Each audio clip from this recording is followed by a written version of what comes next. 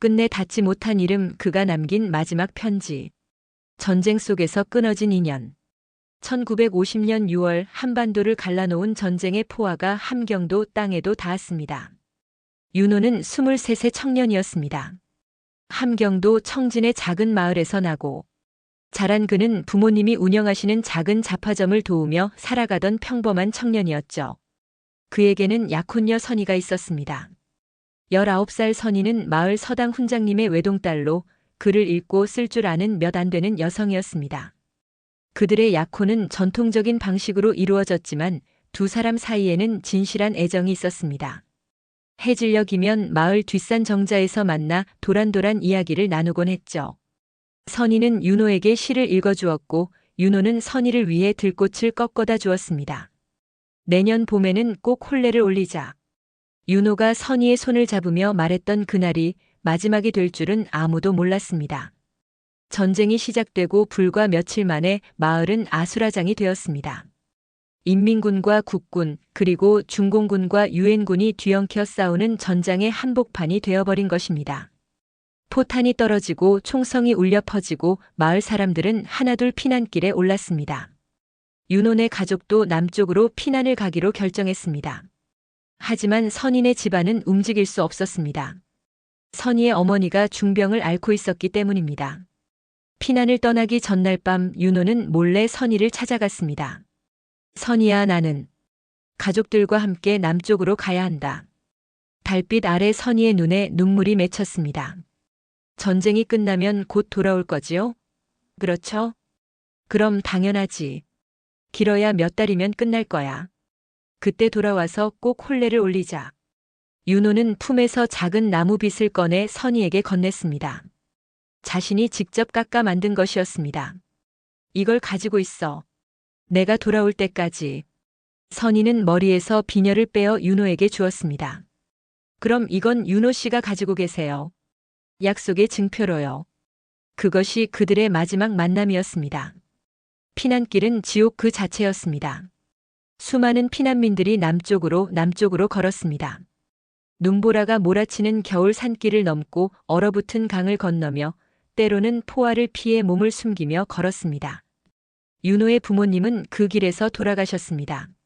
어머니는 동상과 영양실조로, 아버지는 포탄 파편에 맞아 목숨을 잃으셨습니다. 형제들도 뿔뿔이 흩어졌습니다. 윤호는 홀로 남았습니다. 그래도 살아야 했습니다. 선희와의 약속을 지키기 위해서라도.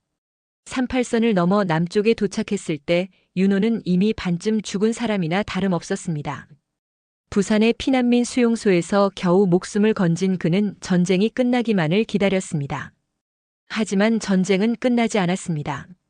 1953년 7월 휴전협정이 체결되었지만 그것은 끝이 아니라 또 다른 시작이었습니다. 38도선은 철의 장막이 되어 남과 북을 완전히 갈라놓았습니다. 윤호는 절망했습니다. 고향으로 돌아갈 수 없다는 것을, 선희를 다시 만날 수 없다는 것을 깨달았을 때 그는 며칠 동안 아무것도 먹지 못하고 누워만 있었습니다. 하지만 삶은 계속되었습니다. 살아남은 자의 숙명이었을까요? 윤호는 부산의 한 공장에서 일자리를 구했습니다. 낮에는 일하고 밤에는 선희를 그리워하며 잠들었습니다. 품에는 늘 선희가 준 비녀를 지니고 다녔습니다. 두 세상의 시간 그리고 침묵. 세월은 무심하게도 흘러갔습니다. 1958년 전쟁이 끝난 지 5년. 윤호는 31살이 되었습니다. 부산에서 서울로 올라온 그는 구로공단의 한 섬유 공장에서 일하고 있었습니다. 매일 똑같은 일상의 반복이었지만 그의 마음 한구석에는 늘 빈자리가 있었습니다. 그러던 어느 날 윤호는 정옥을 만났습니다. 정옥은 전쟁 미망인이었습니다. 결혼한 지 채 1년도 되지 않아 남편을 전쟁터에서 잃었죠. 28배 나이에 홀로 된 그녀는 작은 구멍가게를 운영하며 홀시어머니를 모시고 살았습니다. 윤호가 그 가게의 단골이 되면서 둘은 조금씩 가까워졌습니다. 정옥은 윤호의 고독을 알아봤고 윤호는 정옥의 외로움을 이해했습니다. 전쟁이 남긴 상처를 가진 두 사람은 서로에게서 위안을 찾았습니다. 저도 북에 두고 온 사람이 있어요. 어느 날 윤호가 고백했습니다. 정옥은 조용히 고개를 끄덕였습니다. 알아요. 그런 사람 많아요. 우리 같은 사람들. 1960년 윤호와 정옥은 조촐한 결혼식을 올렸습니다. 화려한 잔치는 없었지만 새로운 시작을 다짐하는 두 사람의 눈빛은 진실했습니다. 정옥은 좋은 아내였습니다. 윤호를 이해해 주었고 때로는 말없이 곁을 지켜주었습니다. 1962년 아들 진수가 태어났습니다. 아이의 울음소리를 듣는 순간 윤호는 복잡한 감정에 휩싸였습니다. 새 생명에 대한 기쁨과 동시에 북에 두고 온 삶에 대한 죄책감이 밀려왔습니다. 선희는 어떻게 살고 있을까? 혹시 나를 기다리고 있진 않을까? 그런 생각이 들 때마다 윤호는 고개를 세차게 흔들었습니다. 이제는 정옥과 진수를 위해 살아야 했습니다. 과거는 묻어두어야 했습니다. 1970년대 한국은 급속한 경제 성장을 이루었습니다. 윤호도 성실한 근로자로 인정받아 공장의 반장이 되었습니다. 작은 전셋집을 마련했고 진수도 학교에 다니기 시작했습니다. 겉으로 보기엔 평범하고 행복한 가정이었습니다.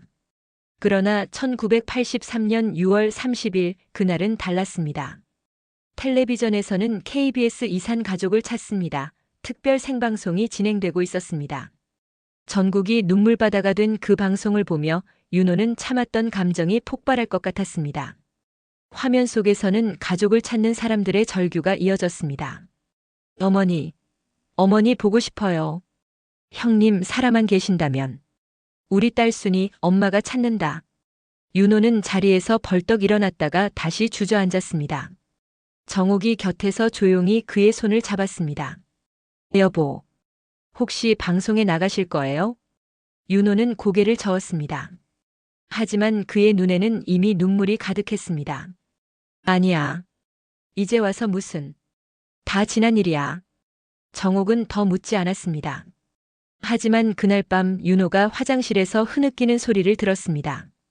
그 후로도 매년 이산 가족 상봉 행사가 있을 때마다 윤호는 안절부절 못했습니다. 신청서를 쓰다가 찢어버리기를 수차례. 결국 한 번도 신청하지 못했습니다. 정옥과 진수에 대한 미안함 그리고 선희가 이미 다른 삶을 살고 있을지도 모른다는 두려움 때문이었습니다. 1992년 정옥이 암 선고를 받았습니다. 위암 말기였습니다. 투병 생활은 길지 않았습니다. 임종을 앞둔 정옥이 윤호의 손을 잡고 말했습니다. 여보, 미안해요.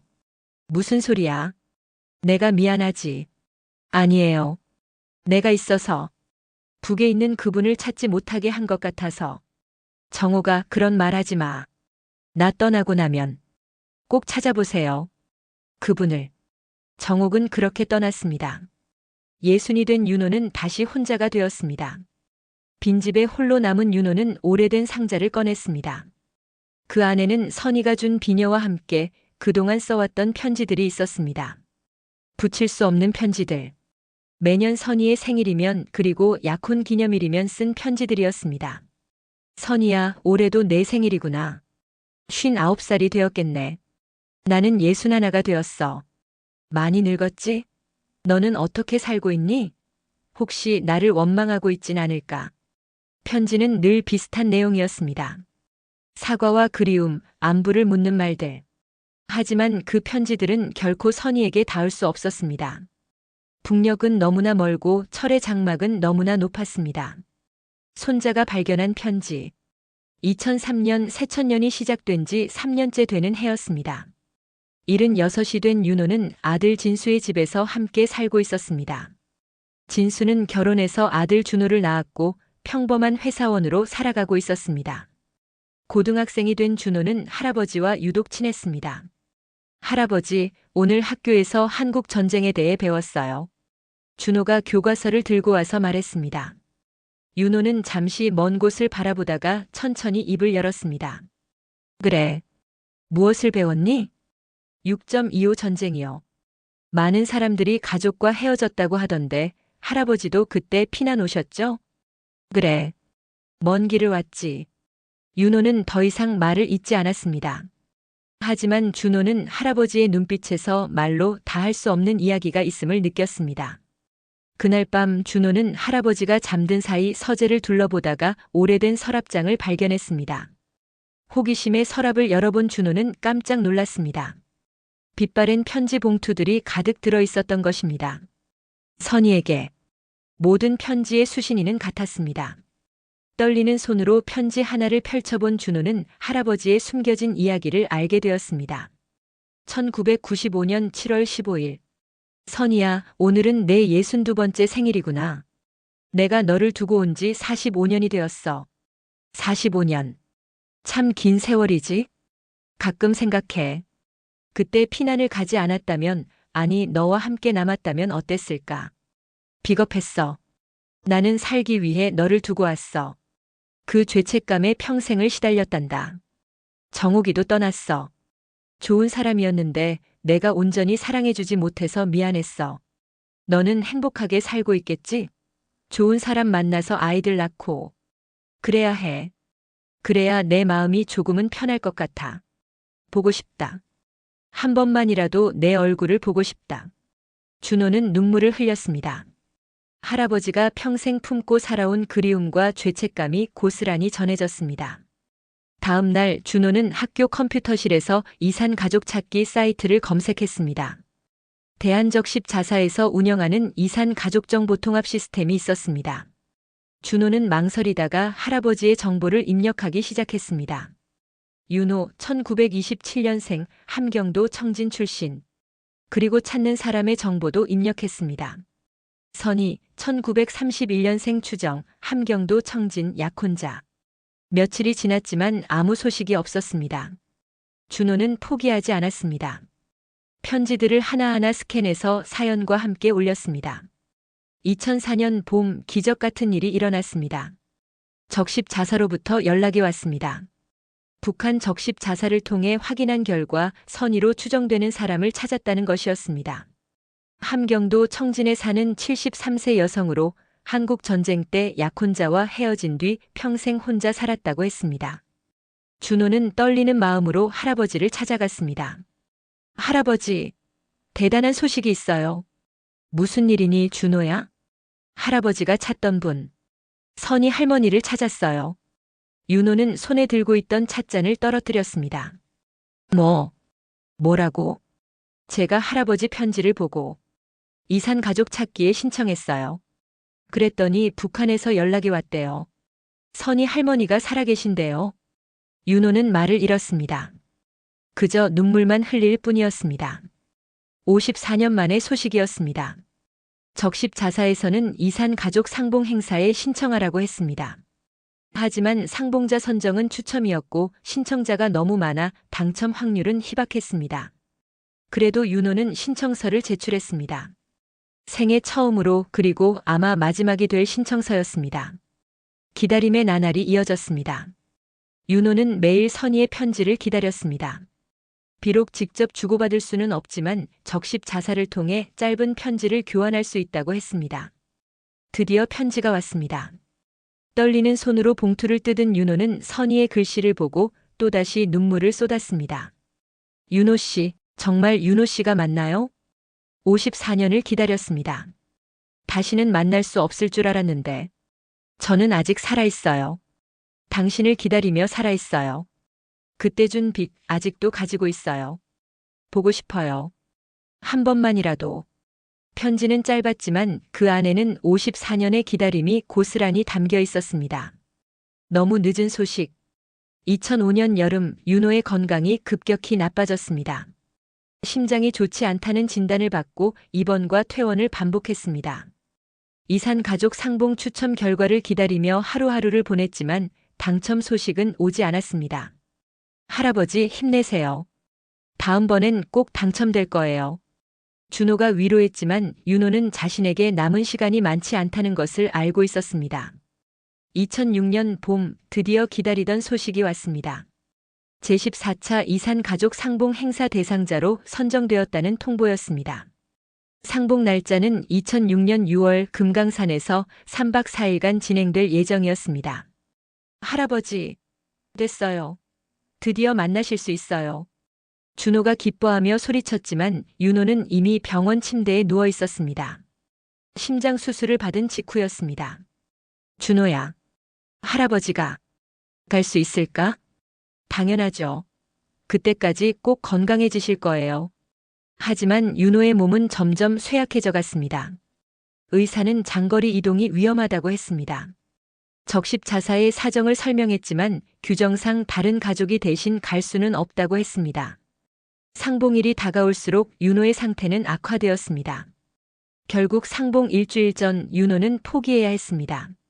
선희에게 편지라도 전해줄 수 있을까? 간신히 말을 하는 할아버지를 보며 준호는 눈물을 참을 수 없었습니다.